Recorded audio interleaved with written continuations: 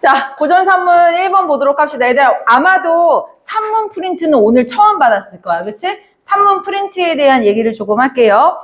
일단은, 선생님 계속 말하지만, 여기 이 문학 요 해설지 있죠. 해설지에 보면은 전체 줄거리, 그리고 이거 해석한 어떤 작품의 감상의 기준, 요것들이 다 들어가 있어요, 얘들아. 뭐 말하자면 감상 포인트와 주제와 전체 줄거리가 다 들어있거든.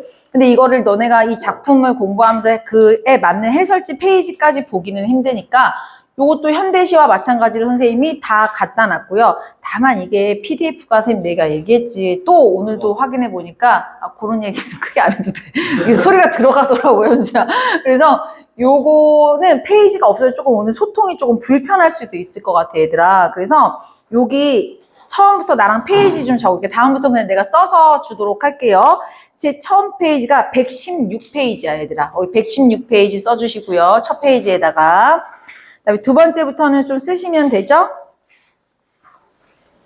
그래서 페이지 수를 써야 선생님이 이따가 몇 페이지 봐 할 때 이게 빨리빨리 소통이 좀 될 것 같아.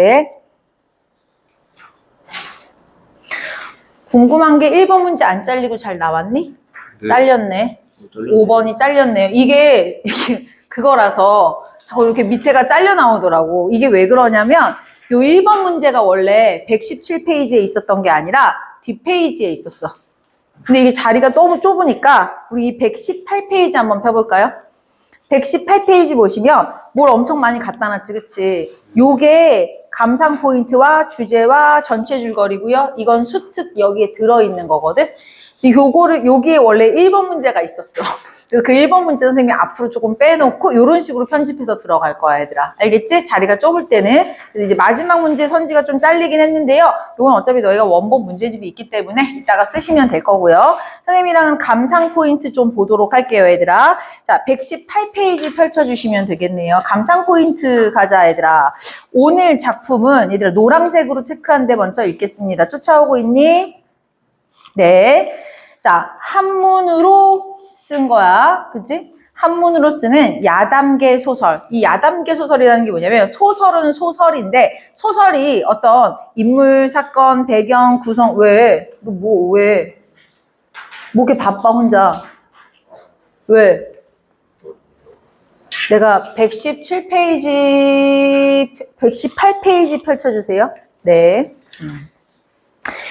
야담계 소설이라는 건 소설처럼 완벽한 소설의 구성을 이루지는 못했다라는 거야, 얘들아. 무슨 개라고 되어 있잖아. 그치? 야담이라는 건 뭐냐면 한간에 떠도는 그냥 옛날 이야기 정도 요렇게 생각해 주시면 될 것 같아요. 근데 옛날 이야기들을 우리가 원래는 뭐라고 하냐면 설화라고 얘기를 해. 이 설화를 세 갈래로 나누면 신화, 전설, 민담 요런 것들이 있었고 나중에 이 이후에 조선시대에 가서야 우리가 최초의 소설이라고 부르는 그때 이생규정전 옛날에 배웠었지? 그러니까 이 소설 이전의 글들은 우리가 설화라고 칭했었고 고전산문도 1, 2에는 소설이 안 나와. 한 3, 4번 때부터 진짜 소설이 들어가거든. 그래서 오늘도 1에는요 소설이 아니라 소설과 같은 이야기가 나와 있다라고 생각해 주시면 됩니다. 자, 노란색만 다시 한번 읽을게요. 한문이고요. 한문으로 쓰였고요. 야담계 소설이고요. 자, 주인공 이름이 뭐라고 써 있어요? 정태화. 오케이. 이 정태화라는 인물이 나오고 그 다음에 이 인물이 실존 인물이에요. 자, 일단 선생님이랑 계속 읽어볼게요. 전반부는 조선의 개국공신인 하륜의 홀령이 자, 다른 등장인물이 나왔어. 누구라고 얘들아? 하륜이 나왔어. 자, 계속 읽어볼게요. 전반부는 조선의 개국공신인 하륜의 홀령이 정태화를 찾아와서 자신의 묘를 이장해달라는 청원을 하는 내용으로 되어 있다라고 얘기했어요. 그러니까 전반부는요. 하륜이 정체가 뭐였대? 귀신이었대. 이거부터 일단 비현실성이지. 비현실성 예쁜 말로 뭐라 그러지? 우리 전기성이라고 얘기를 해요. 문학에서 전기는 두 종류야. 첫 번째 비현실성, 두 번째 일대기. 왜 우리 그래서 어떤 한 인물의 생애를 그려놓는 글을 전기문이라고 얘기하잖아요. 그래서 그럴 때는 나중에 한자는 줄 겁니다. 어쨌든 전반전에는요. 귀신이 찾아와서 귀신이 누구예요, 얘들아? 하씨라고 할게요. 여기서는 하공이라고 얘기를 할 거예요, 지금부터. 자, 하공이 누구를 찾아왔어? 전공을 찾아온 거야. 그래서 뭐를 했대요? 자신의 묘를 뭐 해달라고 부탁했대요? 묘를 이장해달라고 부탁했대. 그 얘가 들어줘 안 들어줘? 들어주겠지. 그래서 얘가 땡큐 하고 인사하는 부분이 전반부야. 여기 이 글의 포인트는 후반부입니다. 후반부에 대해서는 우리가 조선의 어떤 백그라운드를 조금 알아야 될 것 같아. 너희 예전에 중학교 때 혹시 중학교 때 교과서에 허생전 배웠니?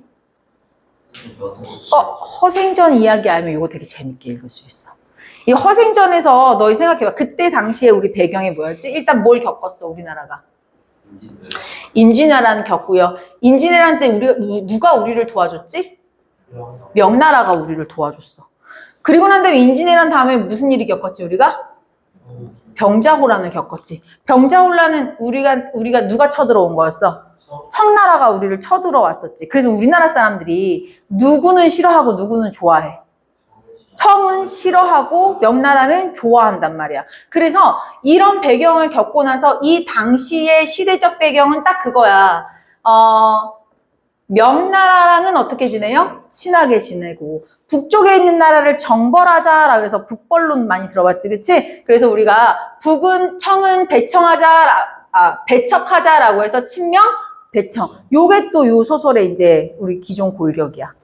친명 배청하자 해서 이 배청을 다른 말로 뭐라고 했다고? 무슨 론? 북벌론. 북쪽에 있는 나라를 정벌하자라고 얘기했어. 근데 사실 이거 계란으로 바위치기지.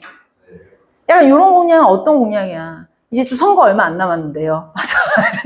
자, 지금 당장 내가 정치인이야? 요즘 세상에 민심이 이러해. 민심이 이러하면 네가 이제 선거 나가야 돼. 그럼 이제 시장마다 돌아다니면서 뭐라고 외칠 거야?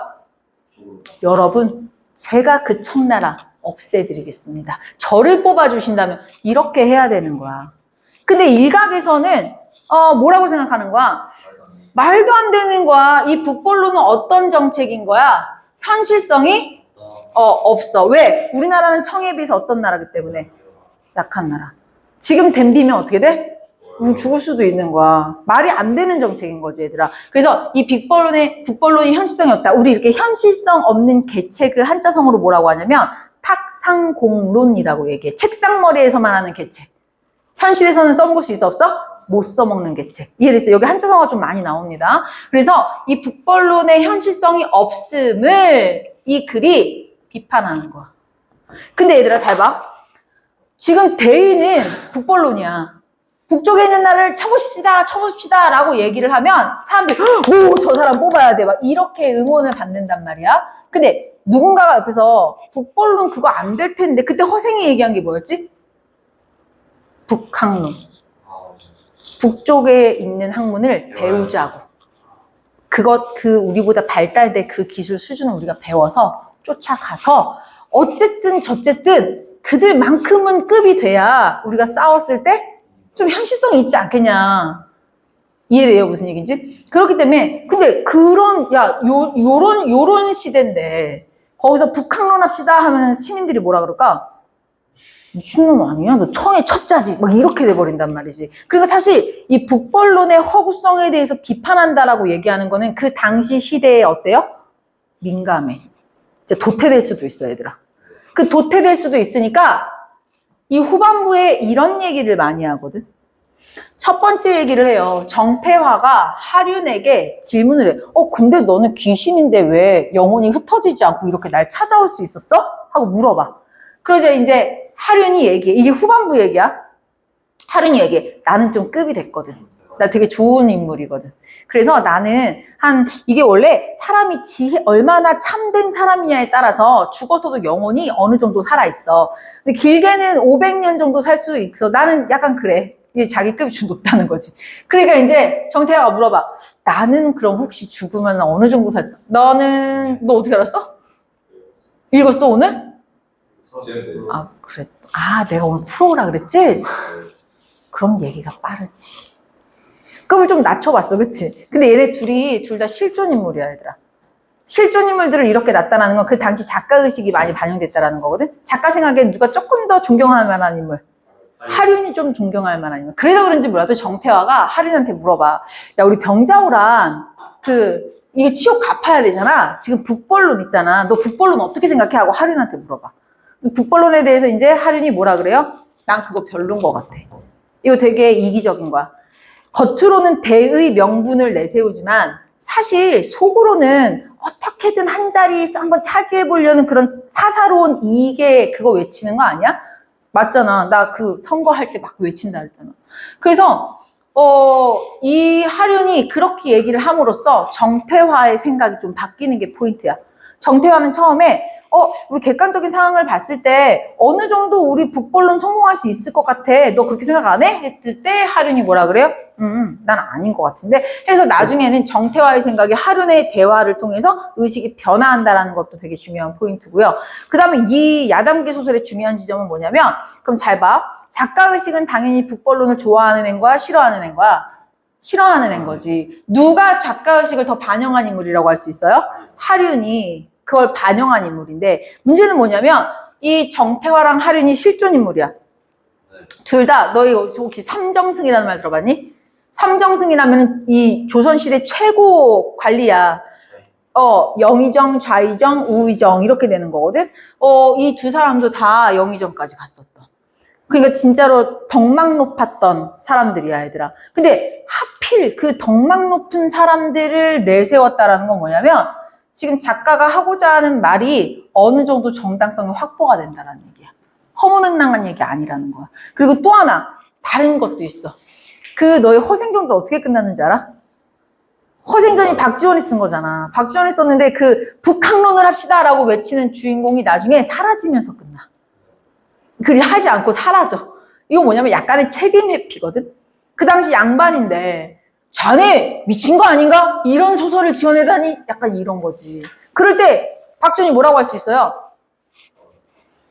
그래서 끝은 안 됐잖아. 그래서 미완의 결말로 끝나거든, 허생전이. 이것도 마찬가지야. 이 사람들이 그렇게 덕망 높은 선비였던 실존 인물들이었지만 이 사람들은 죽은 인물들이야.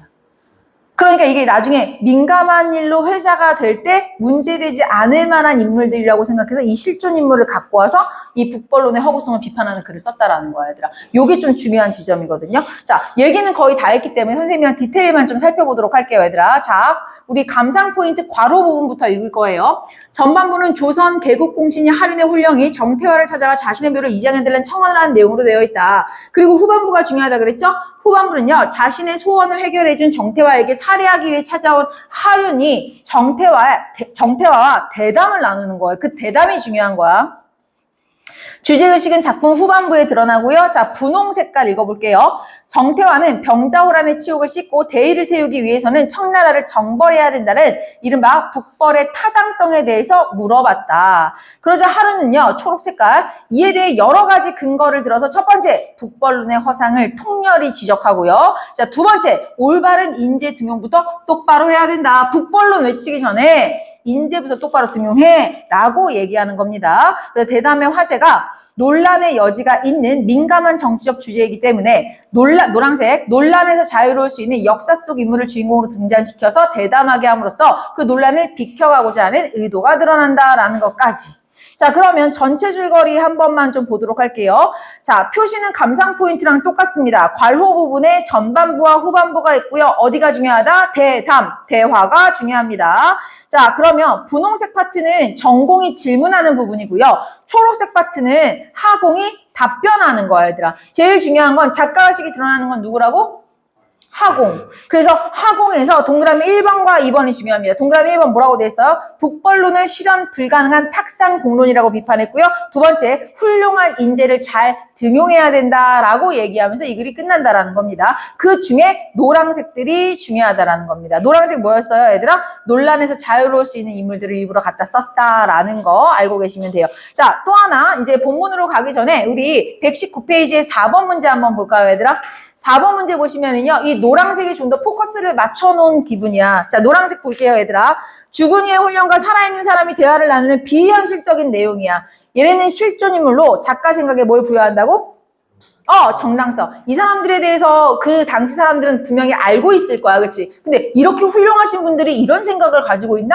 라고 약간 분위기를 풍길 수 있기 때문에 작가 생각에 정당성 부여합니다. 자, 북벌론은요. 자, 노란색만 읽을게요. 북벌론은 정치적으로 민감한 일이다. 초현실적 존재나 현실에서 사라져서 다시 만날 수 없는 인물과 같이 현실 세계의 논란에서 자유로운 존재의 목소리를 통해서 자신의 견해를 드러낸 것이다 라는 것까지. 이해됐나요, 얘들아? 자, 그럼 이 상태에서 우리가 이제 본문으로 직접 들어가 보도록 할게요. 자, 본문 펴세요. 116페이지 가겠습니다.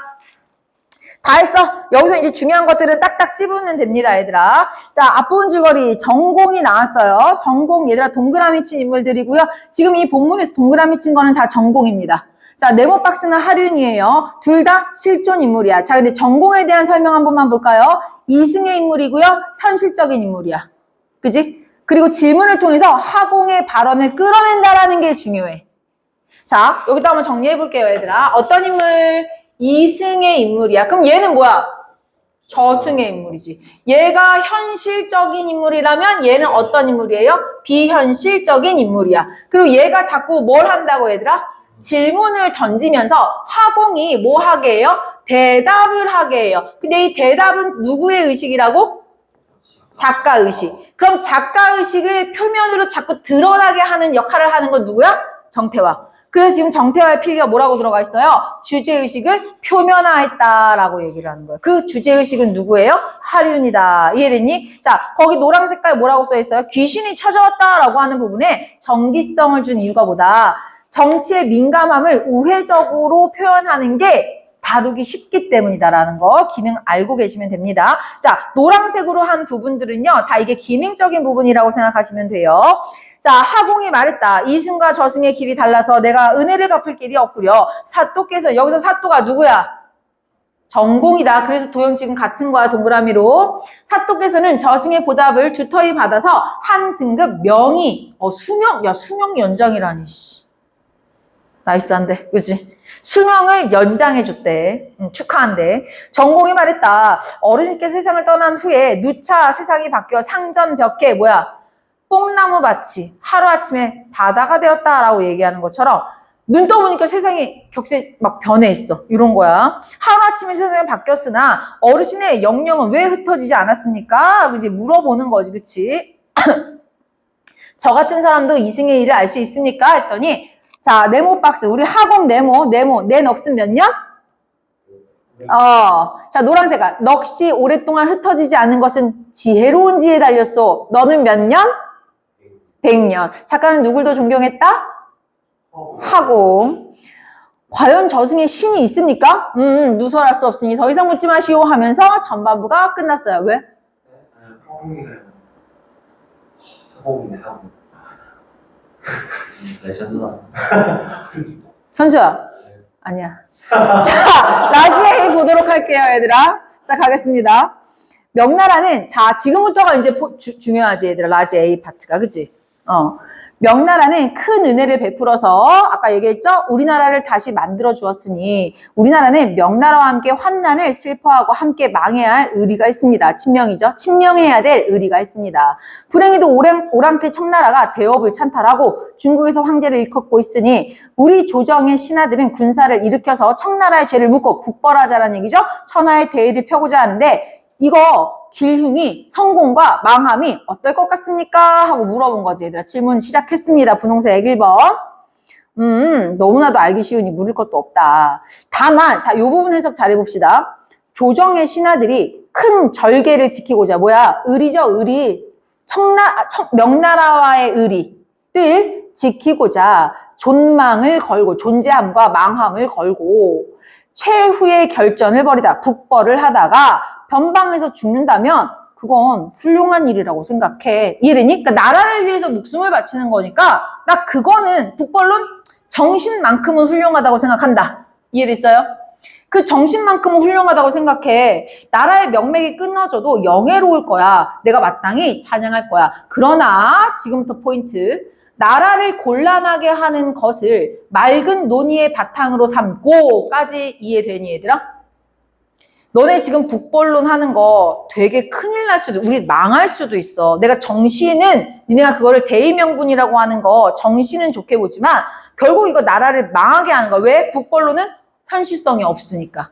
근데 나라를 망하게 하는 것을 좋은 논이라고 생각하고 명을, 중화가 명이다.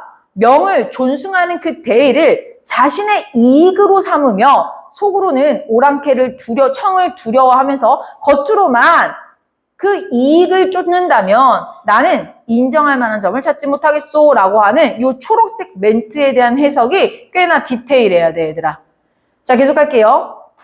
그러니까 이제 얘가 질문, 뭐라고 한 거야? 자, 봐봐. 첫 번째 질문이 뭐였어요? 북벌론. 아이씨. 이게 잘 나왔나? 첫 번째 질문. 북벌론. 이거 어떻게 생각해? 라고 대답을 뭐라고 했어요? 나 그거 정신만큼은 좋다고 생각해. 근데 그걸 통해서 우리한테 개인적인 이익을 쫓는다라는 거는 그거는 나쁘다고 생각해. 라고 얘기를 해서 이제 스타트를 하려고 하는 거야. 자, 그러자 이제 다음에 누가 다시 말을 해요? 얘가, 정태화가 다시 한번 말을 할 거야. 자, 국내 얘기부터 합니다. 잘 봐. 국내에서 우리나라는 장정들을 굵어 모아서 군대를 이루면 100만 군사를 넉넉히 갖추고 비축된 곡식은 몇 년을 지탱하기에 충분하며 밤낮으로 훈련을 하면 정예 군대를 이룰 수 있습니다. 오케이. 국내 상황을 먼저 얘기했어. 북벌론에 대해서 얘가 얘기하기를 국내 상황을 얘기했다. 첫 번째, 뭐가 좋대? 규모. 자, 두 번째, 군량. 그지? 세 번째, 뭐래요? 역량. 그치? 우리 요거 세 개 내가 국내적으로 객관적으로 봤을 때 우리나라 북벌론 성공시킬 수 있을 것 같은데? 라고 지금 물어보는 거야, 얘들아. 자, 그리고 이들이 압록강을 건너면 자, 이제 국외 얘기를 합니다. 압록강을 건너서 강계 밖으로 나가면 우리 군대의 함성이 이르는 곳마다 누가 기다리고 있을 거야? 명나라 애들이 우리를 기다리고 있을 거야. 누구인들 청나라 군대에 대우해서 이탈해서 무기를 내려놓고 우리를 맞이하지 않겠습니까? 그리고 5~3개의 군대가 여전히 운남에 있는데 군량도 충분합니다. 아하! 9개의 정세를 한번 살펴요. 첫 번째, 흩어져 있는 누가? 지금은 청에 속해서 청나라가 시키는 대로 하고 있는 그 망한 나라의 그 명나라 애들 있잖아. 걔네가 아마 우리가 우와 하고 청나라까지 쳐들어가는 거 보잖아? 다 무기 내려놓고 우리 편 내줄걸? 이렇게 얘기하는 거야. 자, 그 다음에 두 번째, 누구도 있다라고 얘기하고 있어요. 5~3개의 군대라고. 같은 편이겠지, 얘들아? 5~3개의 군대도 우리 편이 돼줄 거야. 자, 그리고 세 번째, 뭐도 넉넉해? 식량, 군량도 넉넉해. 그래서 내가 국내와 국외를 나름 객관적으로 봤을 때 이 북벌론 어떻게 될 수 있다? 북벌론 성공할 수도 있을 것 같아. 너 어떻게 생각해? 하고 지금 물어보는 거야, 디테일하게. 이해됐어요? 자, 그러자 만약 이들과 함께 명나라 황실을 부응하기로 하면 잠깐만. 맹세한다면 어찌 만전지책이 아니겠습니까? 만전지 안전한 계획이다 라고 얘기를 하는 거예요. 자, 여기 회색 파트만 볼게요. 전공의 의식이 변화한다고 선생님이 회색으로 칠해놨죠. 첫 번째, 이거 가능하다고 생각하는 거야. 명분을 강조하면서 우리 얘네가 다 기다리고 있어. 우린 쳐들어갈 만한 것 같아 하면서 명분을 내세워서 이게 가능할 거라고 생각하는. 이해됐나요? 뒤쪽으로 넘어갈게요. 아이고야, 사또는 아직도 탁상 공론을 하고 있어 하고 작가가 지금 뭐 하고 있어? 야, 북벌론 된다 안 된다? 안 된다. 이거 어떤 거다? 탁상 공론이다. 말도 안 되는 거다라고 얘기하죠. 자, 지금부터요. 그냥 까는 거 아니고 여러 가지 측면에서 까기 시작할 겁니다, 얘들아. 자, 지금부터 초록색 깔 네모 1번, 2번, 3번이 중요합니다. 자, 천하 만사가 천시, 지리, 인사의 제약을 넘어서지 못하는 법이, 그러니까 뭐야? 무슨 일을 도모할 때는요. 천시도 중요하고 지리적 요건도 중요하고 인간을 사용하는 것도 사람을 쓰는 것도 중요해 라고 얘기합니다. 자, 이거 천천히 하나씩 다 깔 거야. 자, 뭐라고 얘기했지, 얘들아? 왜 이게 탁상공론이냐면 첫 번째 뭐라고 얘기했어요? 천시 중요해. 두 번째 뭐가 중요하다고 얘기했니? 지리적인 요건 중요해. 세 번째, 우리 사람도 중요한 법이야. 이 세 가지 면에서 내가 지금부터 까줄게 라고 얘기하고 지금 괄호 1번부터 한번 시작해 봅니다. 중화, 명의 우는 차츰 쇠하고 북방의 우는 왕성하니 청나라의 통치가 300년은 지속될 거요. 이게 바로 지금 시대의 흐름이다. 자, 천시라는 건 그냥 간단하게 생각하면 돼, 얘들아. 시대의 어떤 대세, 흐름. 시대 흐름이 지금 누구 쪽이야? 청나라가 부강해지는 쪽이야. 이거 우리 못 비벼. 자, 두 번째. 산에 가는 천험의 요새이니 우리나라의 오합지졸들이 그러니까 진짜 아무것도 아닌 애들이 험한 천리를 가는 동안 100번 싸우며 겨우겨우 그 앞에 가면 연개 군사들을 요충지를 굳게 지키며 편안하게 신 군대인 청은 필요한 군대, 조선 군대를 맞이할 것이오. 게다가 영고에, 얘들아 영고 지금 선생님 거 청이라고 써놨지? 이런 것들 니네 잘 체크해둬야 돼. 게다가 청의 여진족 군사가 우리 군대의 후방을 치면 우리는 지쳐있는데 앞에는 군대가 있어, 뒤에도 군대가 있어. 공격을 받아 전군과 후군이 서로 응할 수가 없을 것이오. 그리고 세 번째, 세 번째는 아니었네요. 군량을 수송하는 길도 끊어지고 후퇴에 돌아오는 길도 가로막히면 우리 죽을 수도 있다라는 거야. 이것도 지리적 요건이 부족함이오. 돌이켜보건대 병자년의 저들은 기병 수천으로 우리 영토 깊숙이 들어와서 병자호란 얘기하는 거죠.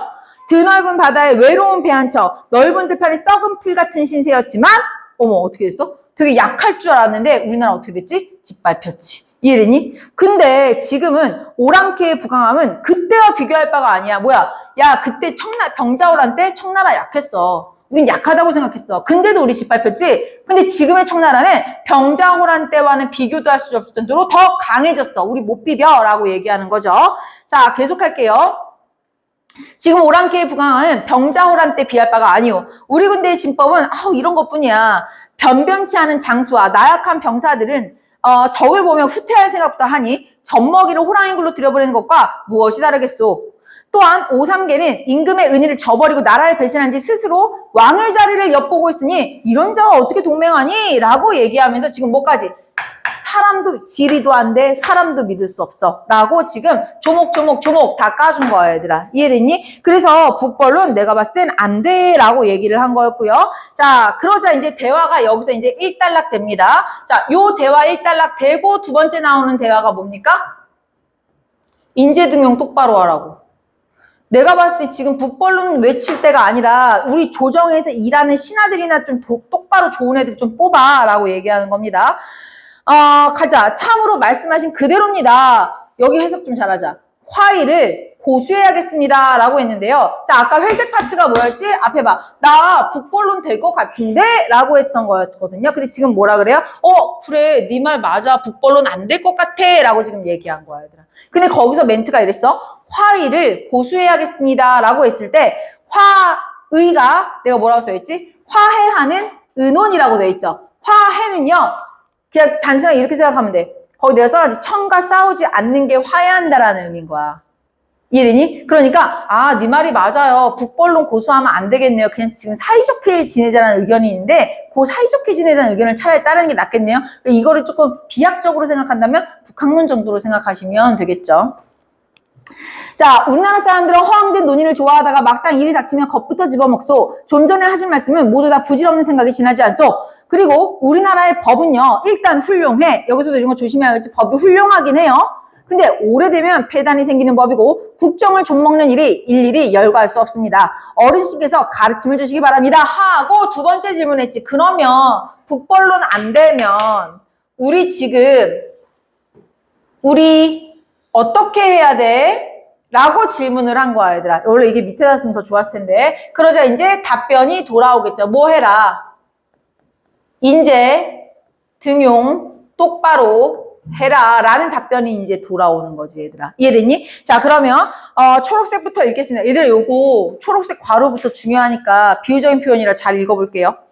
부유한 건세가에 노예가 많아서 곳간과 곡식 창고와 채마밭, 야채밭 다 이런 지키는 자를 두고 농사와 길쌈과 다 한마디 다 종이 다 있어. 이 8가지 일에는 본래 폐단의 근원은 아니나 종 하나가 자기 직분을 다하지 못하면 한 가지 일에 폐단이 생기고 종 8명이 자기 직분을 다하지 못하면 8가지 일에 폐단이 생기고 그러나 가장이 용렬하고 게으른 안 좋은 종들을 잘라버리고 똑똑하고 부지런한 자를 그 자리에 대체하면 모든 일이 잘 될 거예요. 집안일도 이러한데 나랏일은 말해서 뭐하냐. 자 지금 파랑 색깔 연결 지을까? 처음에 부유한 건세가 어떤 가정을 두고 얘기하는 거지. 집안을 두고. 근데 그 집안의 얘기가 곧 누구의 얘기예요? 나란 일로 확장된 거야, 얘들아. 유추의 표현 방식을 쓰고 있어요, 얘들아. 그래서 인재 등용 똑바로 해야 되는 거야. 이해됐니? 네. 똑같은 거지. 선생님 봐봐. 한 집안에 종들을 열어뒀어. 근데 그 종들이 잘 못해. 그럼 그 집안 망하는 거지. 그러니까 그때 누가 정신을 똑바로 차리고? 그 집안에 가장이 정신을 똑바로 차리고 게으른 종들은 자르고 그 자리에 올바른 종들을 갖다 놔야 돼. 이거 지금 무슨 얘기야? 정치 얘기하고 나란 일 얘기하는 거야. 그러니까 뭐야? 국가에 거지 같은 신하들만 있으면 망하는 거야. 왕이 정신을 똑바로 차리고 인재 등용을 똑바로 해야 돼. 라고 지금 비유하는 거죠. 자, 계속하겠습니다. 공이 저라면 사리하고 말했다. 그 지금의 가르침은 너무 좋다.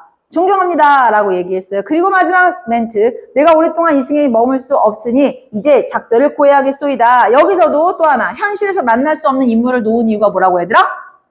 민감한 문제라 논란을 피하려고.